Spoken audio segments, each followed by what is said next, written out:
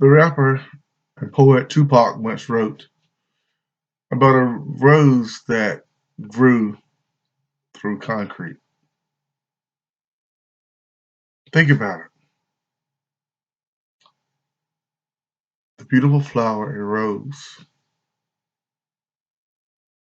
the seed of a rose bush, fell somehow to one of those cracks that we see in the concrete sidewalk. Managed to survive, flourish, and grow to a beautiful flower.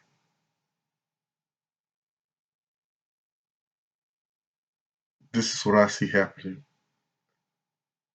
This is what I see happening now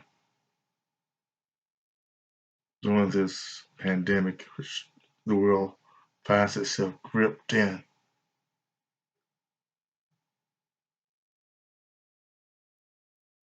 During this time of the pandemic, this coronavirus, this COVID-19, the offshoot of this virus, which different types of media love playing up the numbers of deaths, the disunity of the political structure that in many ways should be managing this time which we're living in for the betterment of all. The scientific community, which is in search, as some believe, for a cure, a remedy. To all of these higher level functioning entities, there's multiple messages being spewed. And yet, we, you, and I, we are in this together.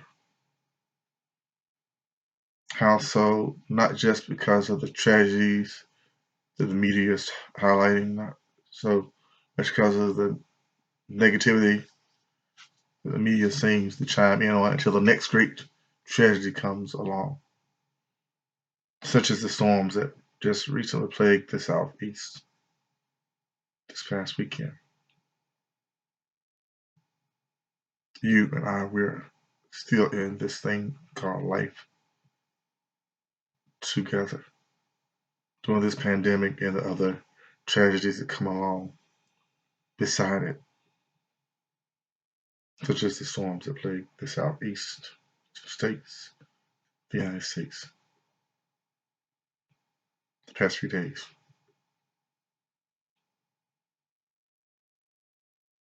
We, you, I, we, we are, in my opinion, that rose that Tupac talked about. We are that seed that fell between concrete cracks and managed to grow, to flourish, to become a rose. Now, some aspects of the media highlight this beauty and unity. I suggest that if you are encountering media sources that are highlighting the beauty and the unity of we people, regardless of race, religion, creed, color. Race is not always associated with color, ethnicity, political persuasion. We, the ITT, we are in this together. We are the rose collectively. I believe that Tupac talked about. We are the voice that can speak out through social media and not only highlight the competencies of certain agencies overseeing, for better choice of words, the management of this tragedy. We also can be managers of this tragedy, as so many have stepped up. From those who are making masks for sale or for free. Those who have stepped up and fed others and made sure people baseline needs have been met, whether it's been food, whether it's shelter, whether it's some economic stimulus from hand to hand, man to man, woman to woman, person to person. In those aspects, we have become that rose that penetrated concrete, COVID-19. We continue to be that rose, and as that one seed came up, we are multiple seeds. We are multiple seeds, multiple rose bushes springing up all over the world, not just here in America, elsewhere, showing up. Acts of kindness being displayed everywhere, despite of what we may hear or see as far as the negativity of some aspects of media. For that's what some media outlets specialize in. That's how they get their ratings. That's how they get their sponsors. And yes, we must know about the negative. We must know about the tragedies. We must know about the loss. And sometimes that's the catalyst for some of us who normally would not feel any heart toward any of us. It's the only way for some of us to actually move and become that rose and be kind and loving and gentle and understanding of other human beings who do not look like us, think like us, believe as us. During this pandemic, we have become a collective rose, many of us, using whichever sphere of influence we have. For me, it's social media. For me, it's talking to someone in my car doing a ride share gig. For me, it's doing this podcast simultaneously along with this video. For you, it may be something different. For you, it may just be one who exposes a negativity and push toward what we can and should be doing positively. On the political spectrum, the religious spectrum, cultural spectrum, that's what you do well, that's what you do. As long as it's pushing toward the betterment of all. ITT-In, V-2 together. And when this pandemic passes, and it will pass, like epidemics and pandemics of the past have passed, will we adjust to our new social norm?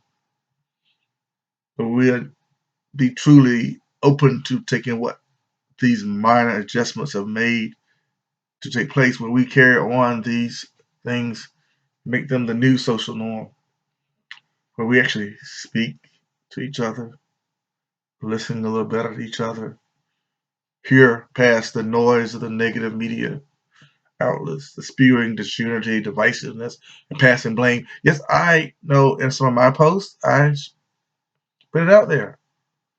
I try to lay blame at the feet of those I believe are responsible for not managing as best they can what's been happening with this. However, I try to be balanced and salute the good, whether it's done by some religious institution or some individual or some groups of individuals, such as those who are coming together and sewing masks to help with the containment as best as possible of the virus that is spread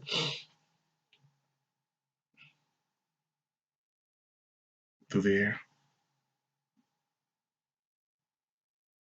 The best of precautions is that very best stem the spread. And I, like you, hope that our scientists, our medical professionals, those who study such, those who are engaging day by day in such, will find a remedy to this. Will life ever be normal? Life never was normal, if you really want to think about it. The injustices and imbalances of our world will continue. That's part of the world we live in, part of the collective thing, though some may not want to claim it's a global system. It is. Social media technology is what it's all together. Though some may avoid certain types of devices, trying to live in a time long gone so they can feel they're disconnected, and yet they feed into things that are connected and people that are connected for the worst possible ways. It's their choice. I have to bring that into this conversation, into this dialogue, because there are those, both sides, liberal and conservative. That's how they get paid. That's how they get their paper. That's how they get their revenue. That's how they get the money flowing in, by experiencing the negative divisiveness. However, if we remember these three simple letters, I, T, T, I, T, T, in this together, then we add new meaning to those words of the Constitution that wasn't really written for all of us back then, though some claim it was written for all of us here in America. Those words, those simple words, we the people. We now live in a time when we the people can't truly be defined as we the people, because we, ITT, are in this together, as we should be with the next tragedy that would arise.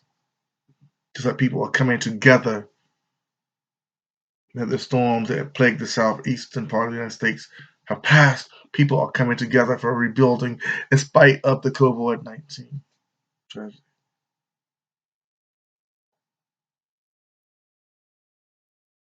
The blame, if you want to pass blame for the negativity associated with this pandemic, lies not only at our leaders' feet, but also lies at our feet. Somehow along the way, we have forgotten, collectively, we have forgotten basic cleanliness, simple hand washing, proper covering of your nose, from a sneeze. That's so much with your hands. You reach out and touch something. For those who choose to glove up wherever they go, spread the contamination, because that's really what they're doing. Unless you change your glove each and every time you touch something. What you touch here, there, there, it's transferring here to there. Instead of just simply washing your hands. And I have a healthcare professional know it's just a simple matter of basic logic and reasoning. That while gloving up is great, cross contamination still happens. Choose to believe it or not. I'd rather for the gloves to be used wisely and end up in the hands of the healthcare professionals and those who truly need them. Because one thing about the media has no problem saying there's a shortage of such supplies for these individuals. And yes, for whatever reason there's a shortage. Those who are in power know the truth, but we are ordinary people who believe only what we can receive and have to dissect it, I think, cut away at the layers of information. Use a measure of common sense. For those who say common sense, don't sense. Common sense is simply this: a common reasoning among people's mindsets. So all it is, coming to a simple conclusion, which is the common thought has been to mask up as possible, love up as needed, conscious of your distance, recommended 6 foot when possible. Basic things that's been around forever. Basic things that's been around forever, y'all. I read an article today, Monday, April 13th. I read an article that highlighted the new office designs and strategies, things related to how things will be reworked in the corporate world and business world to manage social distancing, to limit spread of airborne pathogens. And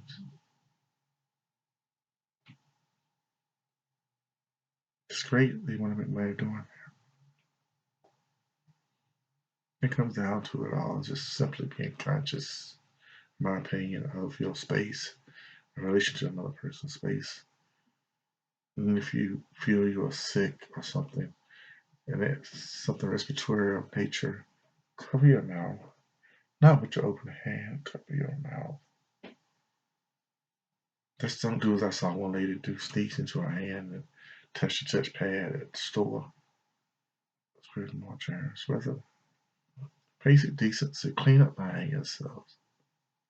Don't leave things about basic hygiene, y'all. I still wonder why it took a tragedy, a pandemic such as COVID-19, the coronavirus, for the government officials and others to start talking to us about basic human decency. I think it's sad that we some have gotten away from basic cleanliness, washing hands and respecting space. We are perhaps are ill and they feel ill. The spreading of germs. That's where I think the real tragedy has happened. We have gotten as a people, but we choose to remember ITT and this together. And the stemming of this virus can continue. The advice of many of the healthcare professionals that are giving us a basic advice to stem the tide of this virus until a remedy is found for it. And these basic things will alter its tide. Already doing so in many places. If we choose to acknowledge the tragedy in the sense of loss, some say prayer is not worth it, but I pray those who have experienced tragedy, loss of a loved one, just don't focus in on how they lived, not how they died. And what media is also not talking about is that a lot of persons are passing, dying, leaving this earthly scene because of complications. So we are around sick people who are already sick. Be careful. Be respectful. Prayer, not necessarily praying to a superior being. Prayer, simply conscious in a spiritual sense of others, and acknowledging that so the media don't want to talk about others who have passed away when this earthly scene, died, went on, however you want to call it. Because they were already ill, and this virus only complicated things. They could not win the fight. Those who recover, if I remember hearing correctly, that's a 98 or better percentage rate of recovering from COVID-19, the illness created by the coronavirus. 98% survival rate, y'all. 98%. I mean, say, well, there's two that have lost the fight. Yes. Every pandemic, every epidemic, everything that's happened to us as a human race collectively that's challenged us going back through history has had loss. But on the other side of losses, gain, lessons learned, lives spared, lives stories told, survival, on and on, because the ITT people realize that we are in this together. Every human tragedy, every ill thing that's happened, the common good, the voices who speak up. When evil speaks loudly, those voices who stand up have made a difference, y'all. So from this podcaster, V-blogger's perspective, let's continue to harness the power of we in this together. Know that we come out of this much better than we were going into this pandemic. Grieve with those who grieve. Pray with those who choose to pray. Stand with those who stand. support the frontline warriors in this fight. Whether we agree with government policies or not, or government stance, or the name game, blame game, we, ITT, are in this together, and how we respond day by day. If we choose to speak positive energy, we get positive energy back. If we choose to love, harness that power, our voice, our choice, our own methodology to make a difference, then we will definitely come out of this time better than we entered it.